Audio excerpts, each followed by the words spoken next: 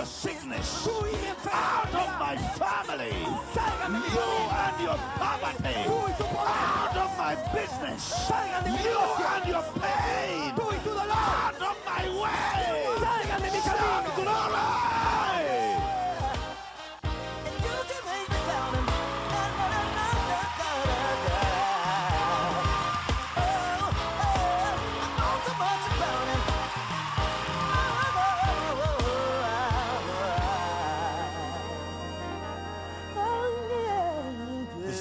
Martin Ssuna, right here at the World Harvest International Church. Isn't it interesting? I would love to see you in person. I would love to shake your hand, talk to you. So, but I'm coming to you live. It's called Power Connection, live here at the World Harvest International Church, junction of Koinange and Kenyatta, first floor. You can come and join me every single morning and every single day in the week, lunch hours 12:35, and also every morning 6 in the morning, and of course every evening at 5, every Tuesday and every Thursday. You cannot miss this. It is a real deal. It's a real moment. It's a real opportunity. It's a rare move of God. Come and see how God is delivering people, how God is healing people. But this Sunday, don't you dare stay in bed.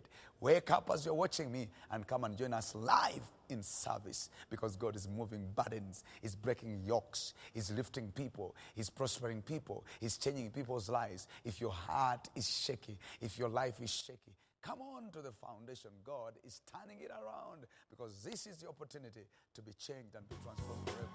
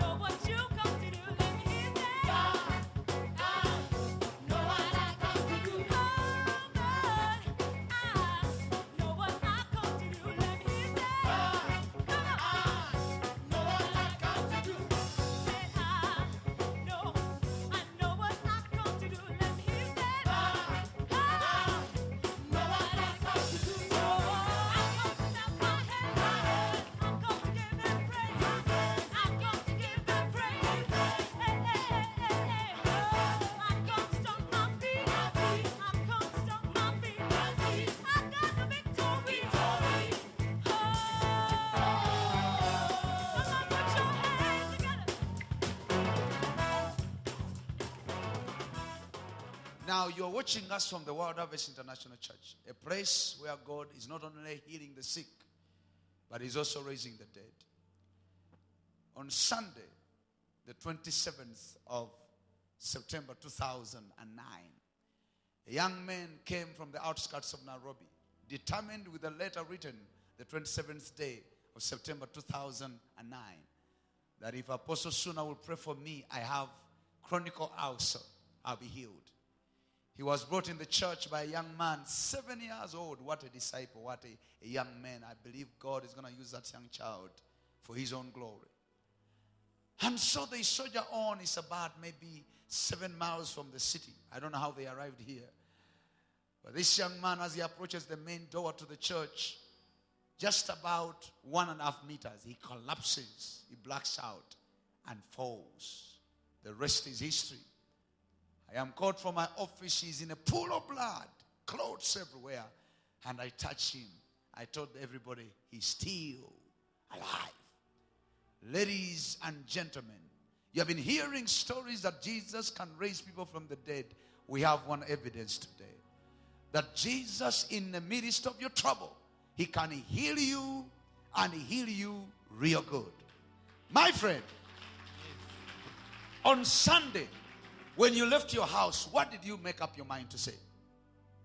Okay, when I left my house on Sunday, I was coming to the church with a letter addressed to the Apostle Ssuna, asking him to pray for me. For what?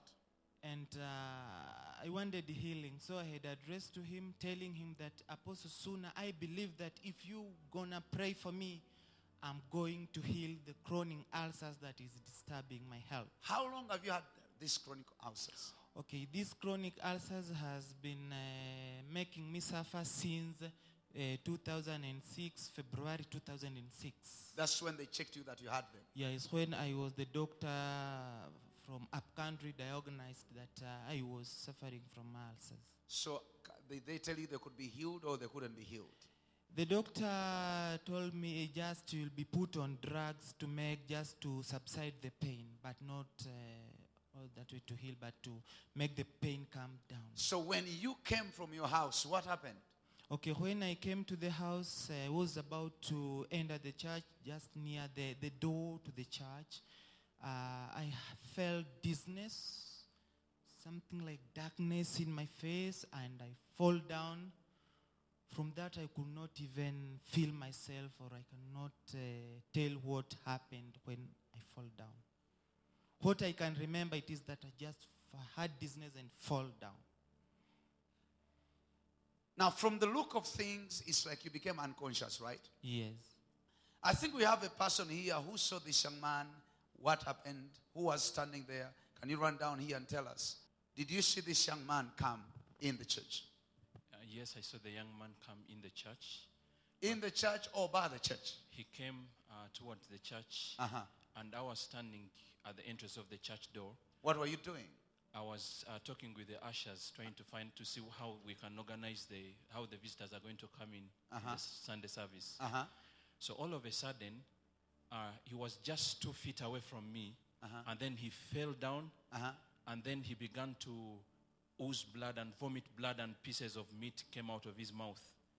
Are you sure you saw pieces of meat come out of his mouth? I was standing 2 feet away from him, me and Grace, one of the ushers. So blood came out and clots and pieces of meat. So I thought he had bitten his tongue. Because I was wondering, maybe he had bitten his tongue in pieces. So blood began coming out, probably a lot of blood. Yeah. So it was maybe even a liter or more, something like that. Yeah. What did you think when you saw him collapse and ooze out blood? Now, I'm conversant with people who are epileptic, but I've never seen anyone who is epileptic having that kind of blood coming out of them, out of their mouth, forming from the mouth.